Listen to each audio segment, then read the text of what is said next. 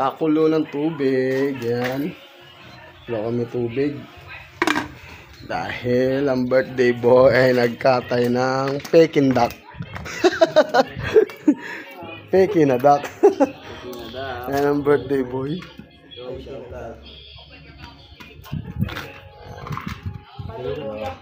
Padugo sa birthday. Di pa nagko-cross yan sa ano, loob. Maya pa. Anong luto yan, de? Ikaw na kay tite. Kung anong luto niya. Puro malok. Kanina malok na yung ulam natin. May pakpak na naman.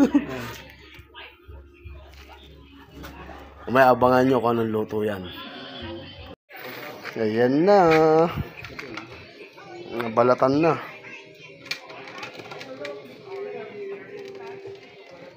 Itong payat na yan, yung isa yan, no? Itong malaki. Sakto lang talaga sa akin. Hindi na gano. Tapos pressure cooker. Yain mo na si Ma. Yeah.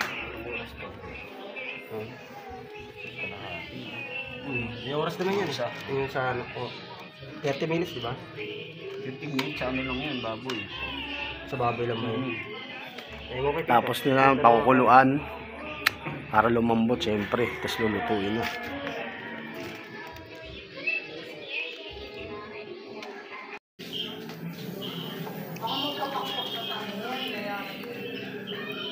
Tanggal balahibo yan.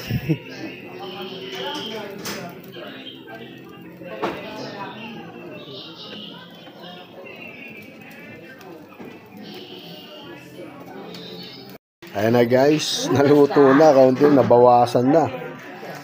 Adobo sa gata ang kinalabasan ng Peking duck na yan. Ayan. Ubus na, pinulutan na eh. Ayan. Siyempre maraming sili.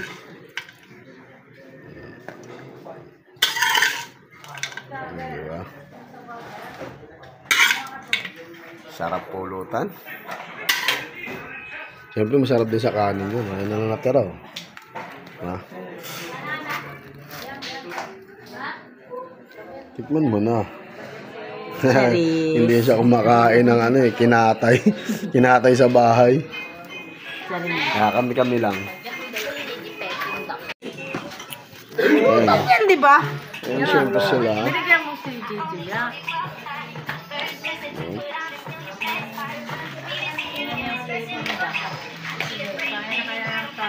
Sarap din eh.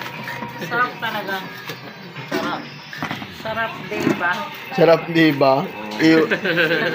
Takot lang sa high blood. Sarap, di ba? Paul, kain ka na. Kailan na yan, Kel? Kuha Kape? ka na. Uy. Sabaw, Nakatatlo, oh. nakaapat, nakalima na yata Sabaw. ako. Huwag lang bilangin, hanggat kaya. Siyempre. Ayan Inom guys. lang tayo ng cookie duck. Inom lang. Tapos maawi na kami. Paking lang. Pangit.